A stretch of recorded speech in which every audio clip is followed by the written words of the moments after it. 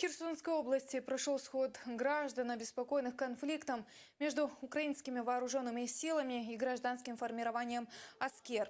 Жители села Чангар просили представителей власти и правоохранителей разъяснить ситуацию. Этот конфликт, который произошел, он произошел не по вине «Аскера» и не по вине ЗСУ, а всех контролирующих органов. И я считаю, что созданная громада как «Аскер», она должна существовать как территориальная. У вас должен быть батальон, потому что не всегда здесь могут быть батальоны ЗСУ.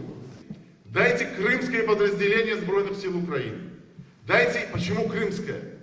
Символично, чтобы это было крымское, потому что мы не хотим терять связь с Крымом. Так получилось, что в сжатое время Полторак принял решение. И сейчас мы будем получать номер воинской части. Если бы 1,5 года назад, когда мы об этом говорили, дайте нам, есть ребята, которые готовы служить. Если вы это не дадите, мы сами это будем делать. Потому что мы уже делали это не раз. Того, что мы добивались того, что мы должны, что государство должно